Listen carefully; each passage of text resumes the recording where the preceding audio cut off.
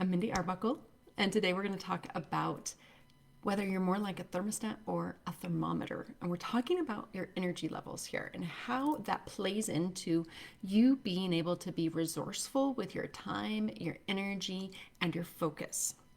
Okay, so a lot of people that I know, and honestly, most people on earth, are more like a thermometer. They're going up and down with the weather, with the way life is presenting itself to you, with the circumstances of your life. When something great happens to you, you're on an emotional high and you're feeling great and the vibes are just going crazy. And then when something, you hit a roadblock, you hit a bump in the road, somebody just says something or looks at you funny, it knocks you down and it wears you out. And so life is determining the level of energy or the vibration that you are living at. You're going up and down. It's like a yo yo or like a pendulum swinging back and forth, back and forth. And as you know, it's rather exhausting. These highs and lows wear you out. And what we want to do is find a middle path where we can hold our vibration and choose our vibration, just like a thermostat. You set it and it's steady Eddie wherever it goes. No matter what the weather is outside, you are in charge. That thermostat is in charge of how the house feels, how you get to feel. But how do you go from being a thermometer to a thermostat? That's what we're going to talk about today. Is realizing that it really does wear you out and can put you into overwhelm, into depression, into anxiety, into burnout and exhaustion really easily when the world is determining your energy levels, when it's determining your frequency. So, what we have to do is really work on building the muscles it takes to be tapped in enough to lift the muscles or lift the weights, the spiritual weights enough to get really consistent and steady with our practices, with knowing that we're valuable enough and important enough to take care of our own self and our own resources. So we are looking for consistency, and consistency is way more important than the quantity.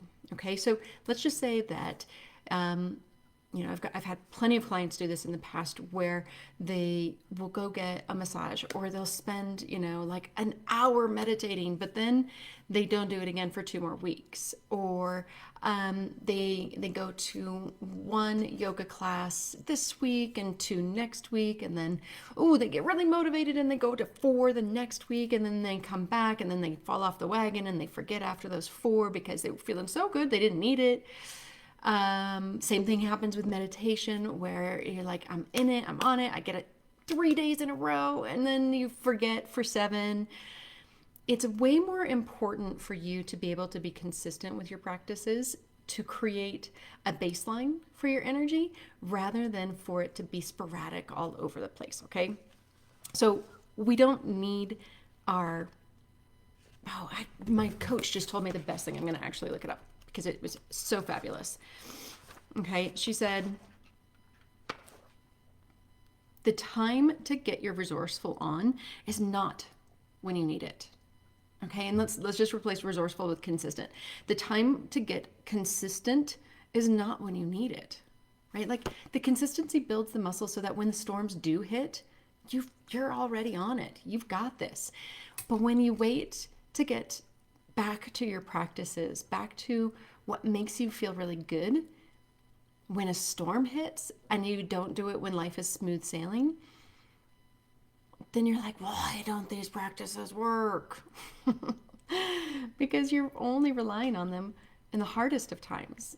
Lean into them in the easy times and you will get so much stronger and so much more value out of it. Okay, so number 1, I want you to just take a moment to throw the judgment and the suffering away whenever you wobble or whenever you hit a roadblock. You're human, okay? You're going to hit roadblocks. You're going to have wobbles. So throw the judgment, the self-criticism, the shame out the window. Throw the suffering out and allow yourself to feel whatever it is that you're going through. Ask really good questions so that you can learn from it. What could be great about this? What could be How could this be helping me be better at helping other people? How could this be helping me be a better coach if you're talking about me? And then recalibrate, right? So you feel it, give yourself permission to feel it. Feelings are not meant to be ignored, they're meant to be experienced. So feel it, ask some really good questions, learn from it, and then recalibrate. It's like you've got to just learn how to pivot over and over and over. And when you have these daily consistent practices, it's really important that those are there for your foundation. They've given you a really great baseline. Like for me, my foundation is my morning meditation. Every morning I get up and the first thing I do is I come upstairs and I meditate. Okay, that's my go-to. But then I pivot several times throughout the day. So I have a reminder on my clock or on my phone that says at 11:11 it's my gratitude break. I stand up after a few minutes or after an hour of sitting at my desk and I stretch. Right? You got to be able to figure out, what do you need? Because sitting is one of the worst things that you can do when you feel like your energy is low. If you sit like this, all hunchy, you're not going to have really great vibes. You're not going to have great energy. So actually do something with your body. The body is the easiest go-to starting point. So stand up, get big, get bold, move your body, do a little dance, turn some music on, and learn how to do these quick, rapid recalibrations, these quick pivots. And that's really the secret sauce of maintaining your vibration. Maintaining your thermostat status is when you feel a dip coming on, or when you feel the heat coming on and you're like, I'm pissed off, then feel it, ask it some great questions, and pivot, right? Do something that makes you feel good. So what shifts your energy for you? You've got to know the answer to this question. And I just did a post this week on my blog, mindyarbuckle.com, for the 10 best ways to raise your vibration. Okay. So it includes things like crystals, like grab a piece of crystal and sit with it. Like this is a gorgeous little, can you see it? Will it focus? Focus, please. It's amethyst. I can't really see it, but it's amethyst. It's beautiful. There's beautiful things like kyanite. Kyanite's great for really raising vibration and energy. Apophyllite is another fabulous one. It's beautiful, little clear, kind of looks like quartz but has a different shape. It's almost clear. I wish it would just focus on you instead of on me, crystal. Anyways, grab some crystals. Lay down with them. Do like a 3-minute meditation. Walk barefoot outside, as long as it's not frigid for you, because it's the middle of winter right now. Smile. Just smile. Go for a walk. Do some sacred sound. Listen to your favorite mantra, or if you have a singing bowl or tingshas, ring it and just listen. Right? There's so many different ways that you can recalibrate your energy, but every time that you recommit and you do these little pivots, you're building your muscles, your spiritual muscles, to help you maintain your vibration. And that's where the little things throughout the day make the biggest difference. Yeah? So instead of allowing life to determine your energy level, your thermostat, your temperature,